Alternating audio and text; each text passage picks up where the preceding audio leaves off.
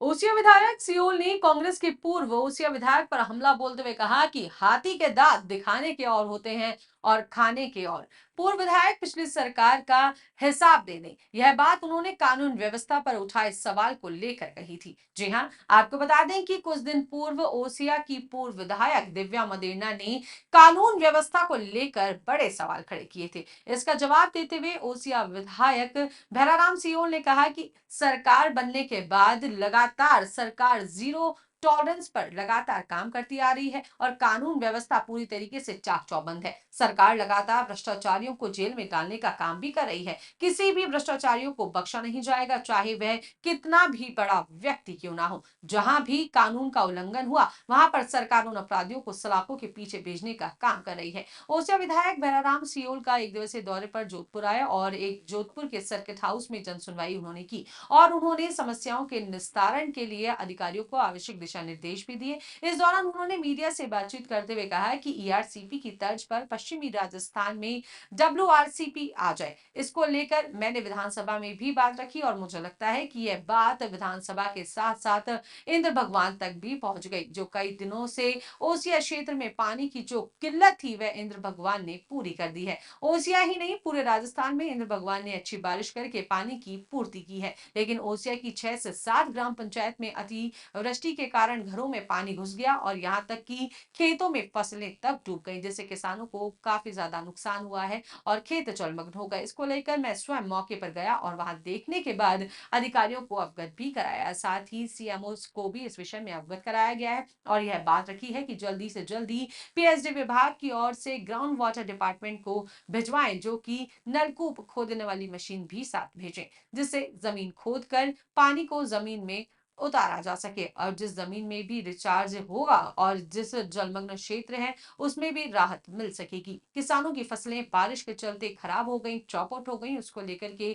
जिला कलेक्टर और आपदा प्रबंधन के अधिकारियों को अवगत कराया जा चुका है और किसानों को मुआवजा देने की मांग भी की है। जिन किसानों को नुकसान हुआ उनकी भरपाई हो सके और साथ ही साथ उन्होंने आगे कहा कि बड़ा कर्मचारी वर्ग भी चाहता है कि उनके स्थानांतरण हो और इसको लेकर के भी सरकार पॉलिसी बनाकर जल्द ही तृतीय श्रेणी अध्यापकों के बीच स्थानांतरण किए जाएंगे। रोजाना ऐसे ही होता आ रहा है कांग्रेस के अंदर ऐसा राजनीतिक ये दूसरा कटाक्ष ऊपर से लेके नीचे तक ऐसा निके में नकारा तक होते आए।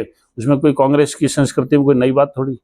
जैसे ये तो भारतीय जनता पार्टी की सरकार है और पूरे राजस्थान के अंदर मैं आपको आशा ही नहीं, पूरे विश्वास के साथ और पूरी जिम्मेवारी के साथ ये कह सकता हूं कि कानून व्यवस्था बिल्कुल चाक चौबंद रहेगी। अपराधियों को छोड़ा नहीं जाएगा। तो चाहे किसी भी लेवल का कोई भी अपराधी हो, चाहे किसी भी असंवैधानिक अवैधानिक किसी भी कृत्य में पाए जाएंगे, वो जो है सलाखों के पीछे रहेंगे।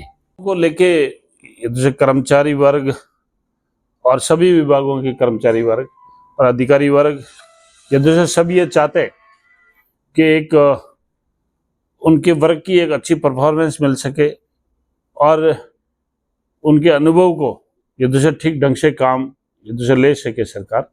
इसको लेके सरकार एक नीतिगत कुछ जैसे तबादलों के बारे में निर्णय कर रहे और मैं समझ रहा हूँ बहुत जल्दी निर्णय हो जाएगा और इन जैसे सभी विभागों के कर्मचारियों के अधिकारियों के जल्दी ही तबादलों के काम भी शुरू करेंगे। दांत ऐसे दिखाने के अलग होते हैं, खाने के अलग होते हैं। उनकी सरकार के अंदर जब ओसिया विधानसभा क्षेत्र के अंदर 4 लोगों का सामूहिक हत्याकांड हुआ है, श्रीराम चौराहे पर गोलीकांड हुआ है, कितने लोगों का मर्डर हुआ, कितने युद्ध से बच्चियों के साथ में बलात्कार हुआ है। कानून और व्यवस्था के युद्ध से पिछली सरकार का भी हिसाब किताब जो है पूर्व विधायक महोदय जी यदि दे दें तो युद्ध से बड़ा अच्छा होगा। लेकिन जो हमारे समय में जो सरकार बनने के बाद और जो भारतीय जनता पार्टी की सरकार की जो जिम्मेवारी है, हम अपनी जिम्मेवारी से कहीं पीछे नहीं हट रहे और हम पूर्ण रूप से जिम्मेवारी के साथ में कह रहे हैं कि कानून और व्यवस्था एकदम चाक चौबंद है। ये जो सरकार लगातार ये जो भ्रष्टाचारियों को पकड़ रहे और जहां कहीं भी जुर्म और कानून का उल्लंघन हुआ है उनको पकड़ पकड़ कर जेल में ठूसने का काम कर रहे हैं।